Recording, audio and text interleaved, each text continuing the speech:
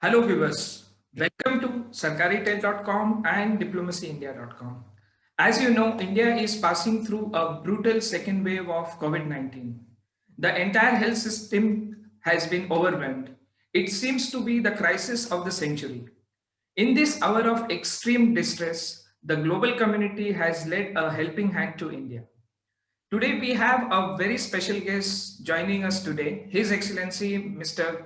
Vincenzo de Luca, the Ambassador of Italy to India. Welcome, Excellency, to this very special broadcast. Thank you very much for inviting me. Excellency, my first question will be, how is Italy helping India in this crisis? The Italian government, in the framework of the European Union Civil Protection Mechanism, has responded very quickly to the request of the Indian government to provide some materials in this emergency here in India, especially oxygen, ventilator, and we are working also on other material and medicine like remdesivir and other medicine. This help is in the spirit of solidarity and cooperation between Italy and India. We have increased our partnership. We believe in a strategic partnership between Italy, Europe, and India. In this framework, we have given proof of our capacity to provide help in this very difficult moment.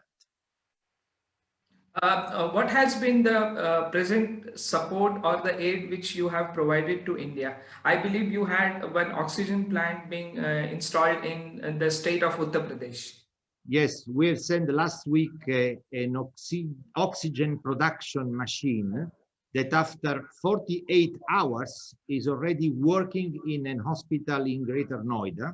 This is a very important result of this collaboration.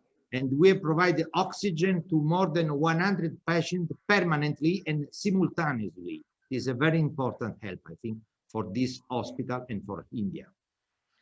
Excellency, as we understand, last year, same time, Italy also went through this crisis. So if you could explain us to our viewers that how Italy handled those crises and what is the present situation now?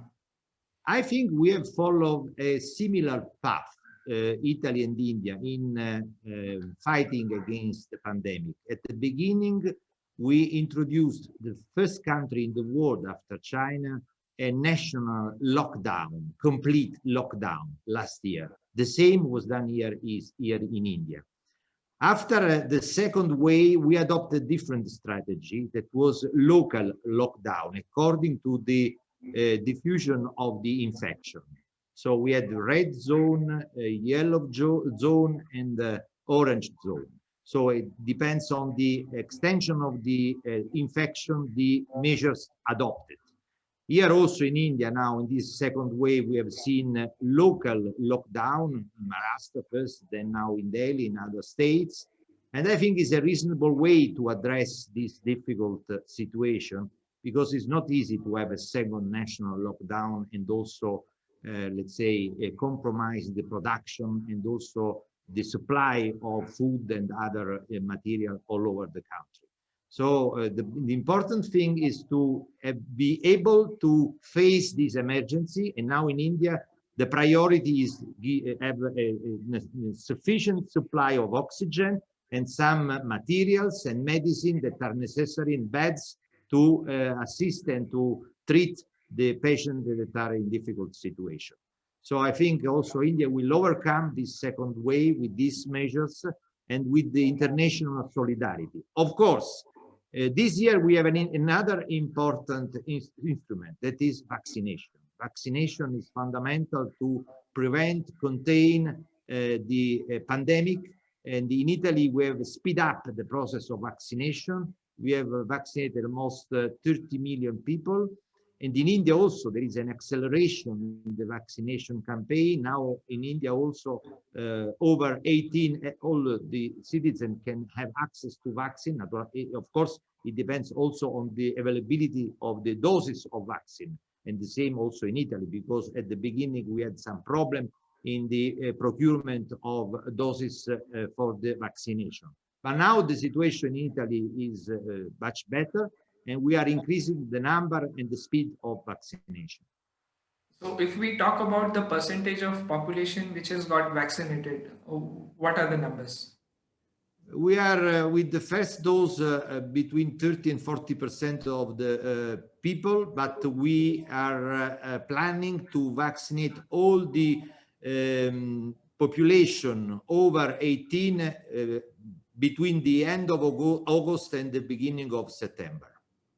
Excellency, as India is doing its best, the entire government machinery, everything is working. NGOs are helping, the global community is helping, giving a helping hand. My question is, how could India do better to, handle this crisis? If you have any ideas or I to think what they are doing now is the right way to address this difficult challenge. Speed up the vaccination, speed up the testing of the population is very important to understand the real extent of the infection, and give immediate response to the crisis of some materials that are here now in need, like oxygen and other medicine. This is the way to address in the short term and the medium term the pandemics. Of course, what is really important is also the international cooperation. We will host in Rome next 21st of May the Global Health Summit, and the purpose of this event is really to raise the awareness all over the world and the commitment of all the international community to have a global response to a global challenge, global solution for global challenge. Nobody is safe until everybody is safe all over the world. That's our principle, and also the principle of the Indian government. That's excellent initiative, Ambassador. It has been a very informative interview, and uh, from all our viewers in India, and on behalf of the Indian community, we would thank Italy for providing us all this help in the hour of crisis. India and Italy have had a very long and historical cordial relations. And thank you very much on joining on this very special broadcast. This is Amay Sathe from sarkaritail.com and Diplomacy India signing off from New Delhi. Thank you very much. Thank you.